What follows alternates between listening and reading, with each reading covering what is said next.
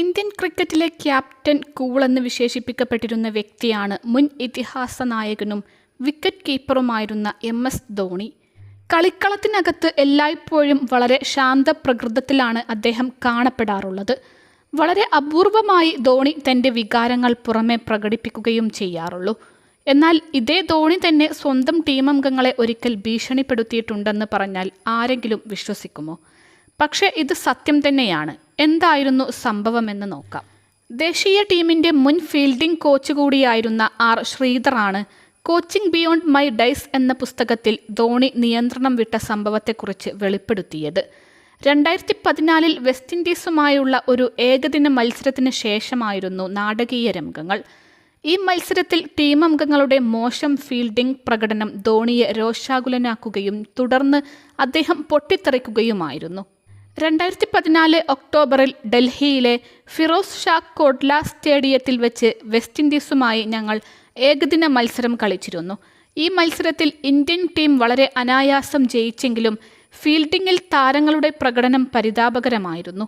കളിക്കാരുടെ ഭാഗത്തു നിന്നും വേണ്ടത്ര പരിശ്രമം ഇല്ലാതിരുന്നതിലും ഫിറ്റ്നസ് നിലവാരം താഴേക്ക് പോയതിലും ധോണി വളരെയധികം ക്ഷുഭിതനായിരുന്നുവെന്നും ശ്രീധർ പുസ്തകത്തിൽ കുറിക്കുന്നു. ചില കാര്യങ്ങൾ മിസ്സായിട്ടുണ്ടെന്ന് താൻ കരുതുന്നതായി മത്സരശേഷം ടീം അംഗങ്ങളോട് ധോണി പറഞ്ഞു. നമ്മൾ കുറെ കൂടി നന്നായി പെർഫോം ചെയ്തേ തീരൂ.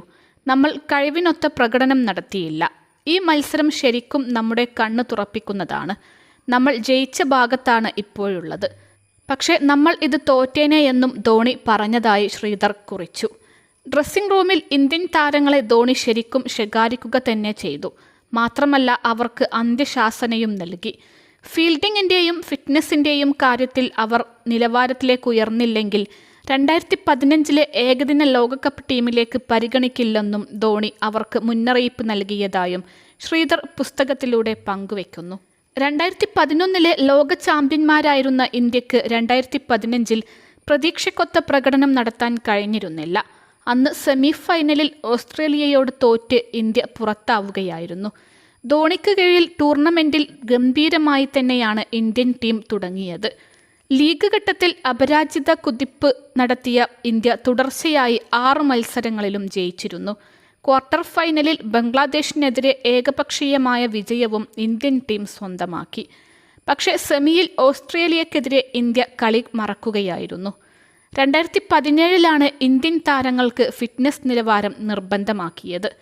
ടീം സെലക്ഷന് മുമ്പ് യോയോ ടെസ്റ്റ് നിർബന്ധമാണെന്നും ഇതിൽ പരാജയപ്പെട്ടാൽ ടീമിലേക്ക് പരിഗണിക്കില്ലെന്നും ടീം മാനേജ്മെൻറ്റ് വ്യക്തമാക്കുകയും ചെയ്തു. യോയോ ടെസ്റ്റ് ഇപ്പോഴും നിർബന്ധം തന്നെയാണ്. ഈ ടെസ്റ്റിൽ പരാജയപ്പെട്ടത് കാരണം പല വമ്പൻ താരങ്ങൾക്കും നേരത്തെ ടീമിൽ സ്ഥാനം നഷ്ടമാവുകയും ചെയ്തിട്ടുണ്ട്.